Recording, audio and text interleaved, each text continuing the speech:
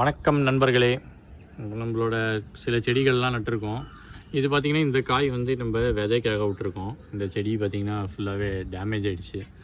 நம்ம ஊருக்கு போன டயத்தில் இது வந்து காஞ்சி போயிருந்தது. பட் ஆனால் இதில் ஒரு காய் இருக்குது. ஸோ இதை வந்து நம்ம விதை எடுக்கலாம் அப்படின்னு வச்சுருக்கோம். அடுத்ததெல்லாம் பார்த்திங்கன்னா நம்ம நட்டது இதெல்லாம் நீங்கள் போன வாரத்து வீடியோவில் பார்த்துருப்பீங்க.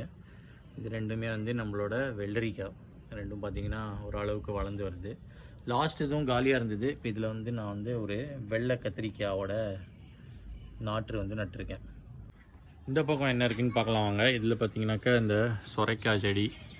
இது வந்து கீழே இருக்கிற லீவ்ஸ் எல்லாம் வந்து இதெல்லாம் டேமேஜாக இருந்தாலும் மேலே பார்த்தீங்கன்னா உங்களுக்கு தெரியும், அது நல்லா படர்ந்து தான் போய்கிட்டு இருக்கு. ஸோ அதனால் இது கொஞ்ச நாள் அப்படியே இருக்கட்டும். அடுத்ததில் பார்த்தீங்கன்னாக்கா இதுலேயும் வந்து கத்திரிக்காய் நட்டிருக்கேன். இதில் பார்த்தீங்கன்னா அதே மாதிரி வெள்ளரிக்காய்.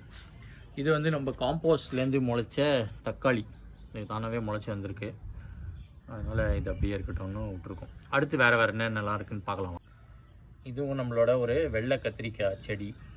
இந்த குக்கும்பரும் பார்த்திங்கன்னா இது வந்து வெள்ளரிக்காயும் பார்த்திங்கன்னா பிடுங்கலாம் தான் நினச்சேன். ஆனால் பார்த்தா கீழேருந்து புது துளிர் வருது. மேலே ஃபுல்லாக காஞ்சிருந்தாலும் இது புது துளிர்கள் வர்றதுனால இதை அப்படியே விட்டு வச்சுருக்கோம்.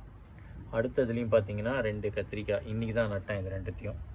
இது வந்து பிடிச்சிக்கிட்டு இன்னும் கொஞ்சம் செடிகள் இந்த இலைகள் வரத்துக்கு கொஞ்சம் டைம் ஆகும்.